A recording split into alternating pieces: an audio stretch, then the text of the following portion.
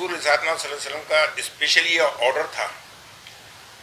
तो हम अपने जितने भी सहाबी थे वो, और इसके अलावा ये सख्त तरीन हिदायत रिटर्न के अंदर जारी कर दी गई थी कि जितनी भी जंगें होती थी उस ज़माने में, उन जंगों के अंदर जो औरतें और बच्चे पकड़े जाते थे उनके साथ में किसी किस्म की बेहुरमती नहीं होनी चाहिए, उनको बेगुनाह कत्ल नहीं किया जाना चाहिए, बल्कि उनकी इज्जत, आबरू और उन बच्चों की जान और माल का सख्त तरीन हिदायत दी गई थी कि उसको ध्यान रखा जाए और उसको सेफगार्ड रखा जाए। और बच्चों को ये ख़ास तौर से, आप इस्लामी शरीया की बात कर रहे हैं, इस्लाम के अंदर ये कहाँ लिखा है और शरिया के अंदर ये कहाँ लिखा है कि आप बेगुनाह लोगों के घरों के अंदर घुस जाओ और वहाँ से जवान लड़कियों को उठा लाओ अपने स्वार्थ सिद्धि के लिए?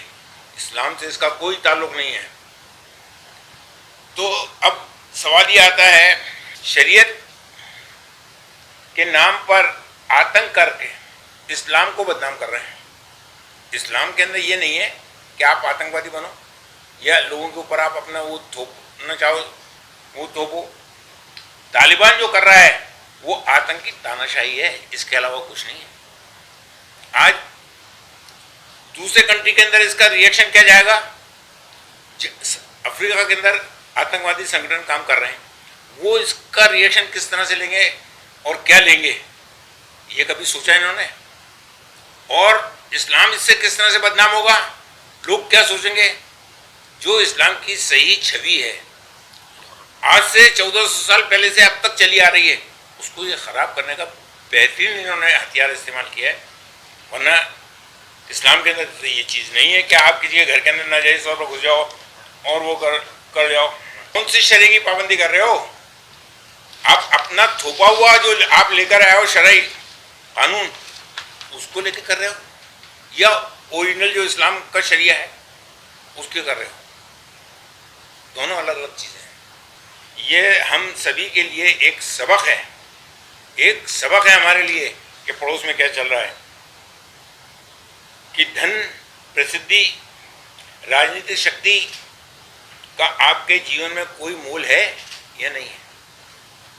कोई मूल नहीं है, क्योंकि यदि राष्ट्र है तो हम हैं तो राष्ट्र है।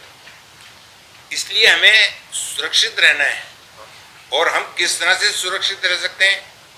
जो हमारे आबा व अजदाद से हमें सही तालीम मिली है, सही शिक्षा मिली है, उस बेसिस पे, उस लाइन ट्रैक के ऊपर जो चलेंगे, हम सुरक्षित रहेंगे। हम आतंकवादी के रूप से हमारा क्या लेना देना?